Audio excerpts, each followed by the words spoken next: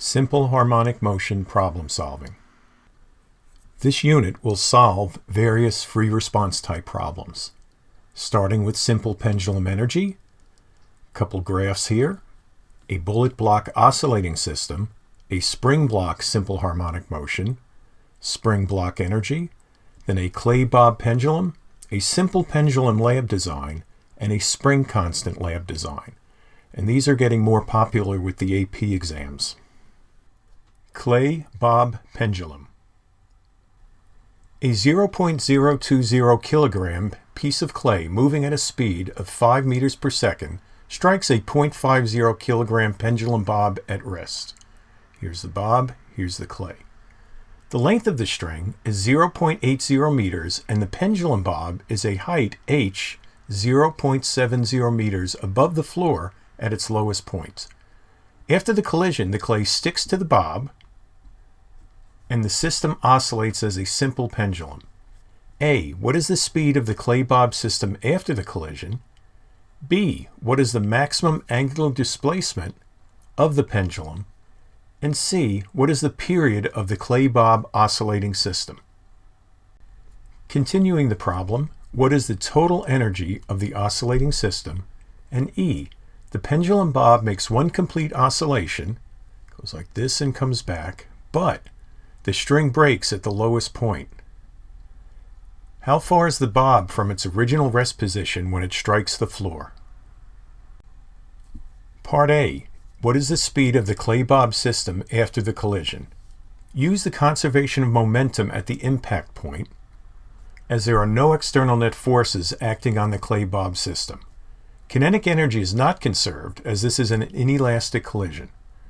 So we have mv equals m, which is the mass of the clay, and large M is the mass of the bob, times the velocity of the clay bob system. Rearrange to solve for velocity, substitute in our variables, and we get 1.99 times 10 to the minus 2 meters per second. Keep an extra significant figure in the answer, as this is an intermediate result. What is the maximum angular displacement of the pendulum? At the maximum angular displacement, the bob will be at its maximum height, where its velocity will be 0. The conservation of energy is used, and the kinetic energy at the impact point will all be converted into GPE at the maximum height. The maximum height h is found, but the question is asking for the angular displacement, so a little geometry and trigonometry is required. Sketch a right triangle with a hypotenuse, over here, equal to the length of the string L. Capital H is the height of the bob above the ground when at rest. Lowercase h is the maximum height that the bob reaches above its rest point.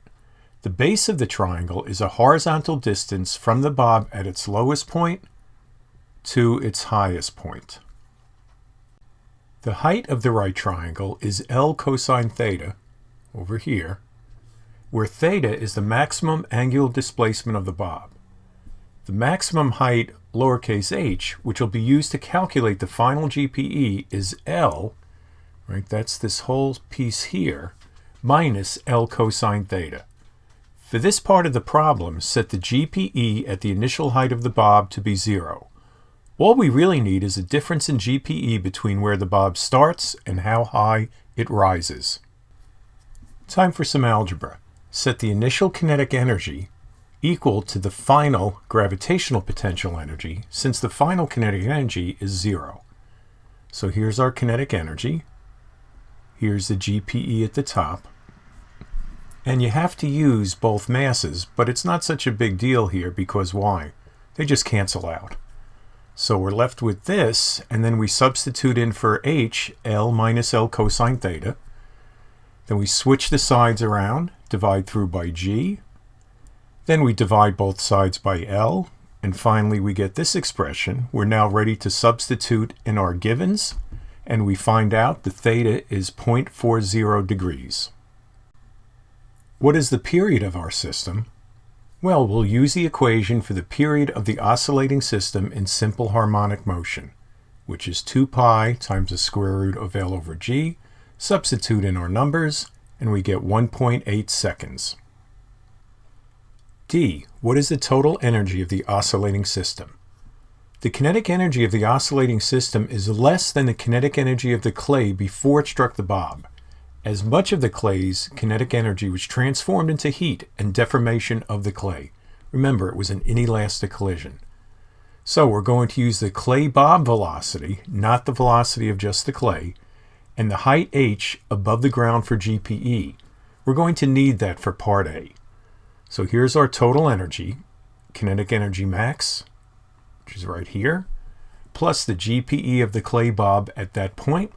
So we have 1/2 m plus m v squared, where this is the velocity of the clay and the bob.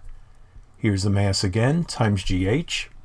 We factor out the m plus m to make the math a little easier, substitute in our numbers, and we find we have a total energy of 3.5 joules. Nearly all of the energy is in the GPE above the ground. This is now a projectile motion problem as the bob moves tangent at its lowest point of the oscillation's arc in the horizontal direction. The object has a horizontal velocity of 0.0199 meters per second, 0 vertical velocity, and a height of 0.70 meters above the ground. Solve for the time to fall with the second kinematics equation in the y direction. Then find the range by using the second kinematics equation in the x direction. Calculate the time to fall. So we use second kinematics in the y direction. This goes out right away because there's no velocity in the y direction. And we substitute in negative g for the acceleration. Then we arrange it to solve for t. Substitute in our variables. 0 is the final height. This is the initial height, and we get the time to fall is 0.374 seconds. The range, which is the distance from the original rest position, so over here, and we're looking for this quantity right there. Second kinematics in x, we have no acceleration in the x direction. Gravity just works downwards. Here's our values. Here's the equation. Substitute in. The initial position we'll say is 0. Here's the velocity, and here's the time to fall, and we get 7.4 times 10 to the minus 3 meters.